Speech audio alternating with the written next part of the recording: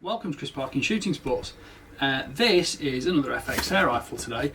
Those of you who follow my channel will probably have seen I reviewed most of the FX air rifles in various different formats. And this is one I haven't seen yet. This is the Dreamline Lite. Now the Dreamline has the advantage that it's available in multiple formats. So you can have a woodstock sporter, you can have a bullpup, you can have the tactical, or you can have this Dreamline Lite. And the whole point of the Dreamline Lite, as the name may suggest, is that it's very lightweight, less than 7 pounds. I think it might only be 6.5. So here it is. And I haven't seen it yet, so you're seeing it as I do. That's the whole point of my unboxing. So we have bubble wrap. We have a bubble wrap gun. I'm just going to nip this out of here, all live on camera. Let's see how we get on.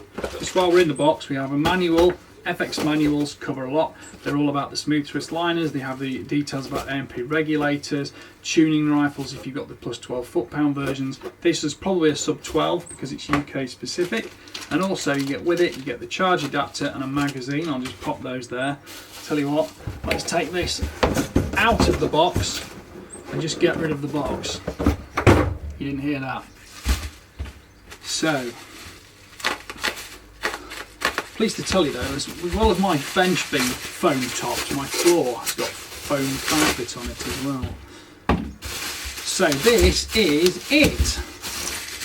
Wow, there's not a lot to it, and I think that's the whole point. That is why it is, yeah, it's that light. It's really light, really, really light. So we've got the usual system on it. We've got side lever on here. I'm just going to safe dry fire that. There we go. Magazine, as I showed you, is the rotary type, so that will, you undo that and just drop the O-rings, take the cap off, turn that round, fill it full of pellets, put the cap back on, turn that back into place. It'll only load when there's pellets in it to hold the follower out of the way, but that is an ultra light side lever system. It's got an 11mm scope rail on top, and it seems here we've got various adjusters, and this is all going to have to be experimented with. So, just going to safe dry fire again. We've got a power adjuster here, and we've also got the low, medium and high settings there. This, as I say, is a sub 12 foot-pound version for the UK. You can have these in FAC specification as well, in which case you'd have the adjustable hammer spring, regulator pressure, valves, etc.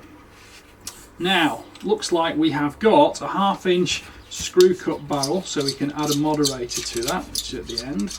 And the pressure gauge, fill pressure, is actually on here. I think this is a 230 bar fill. Some people don't like the pressure dial on the end of the tube because they think you've kind of got to look down the barrel to see it. To be fair, you can see it from an angle, and at the end of the day, it's your own gun in your own way anyway. So that'll be a 230 bar fill, and that is a floating barrel and a shroud above it. So we can put a moderator on it. There's a little bit of Picatinny rail here, so you can add a bipod or something to that. If you want to shoot from a tripod, that's all capable there. Otherwise, underneath, it looks like, and this is all new to me as well, we've got the pressure fill here and the regulator pressure there, and we shall see about it. So you've got rubberized AR-15 style grip, and you've got a recoil pad at the back. There's far less adjustment than there are on things like the Impact or even the standard Crown or anything like that. So we shall see. That's actually, it looks like that's a completely polymer unit. I suspect that might undo here, and this might actually just remove from the back, because the whole point of the Dreamline, as I said, is that it's the modular system within the FX range.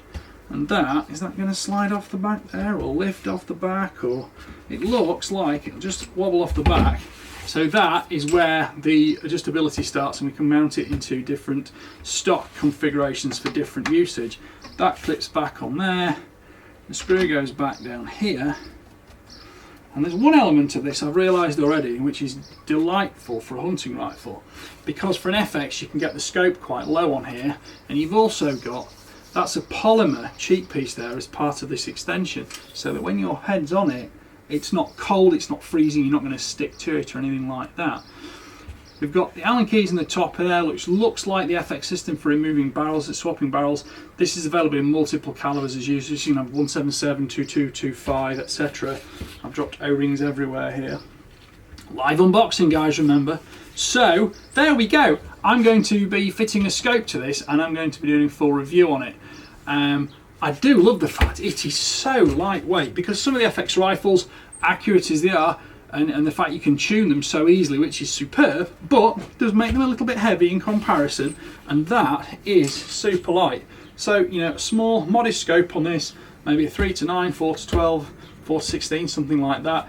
That's going to work beautifully as a hunting air rifle.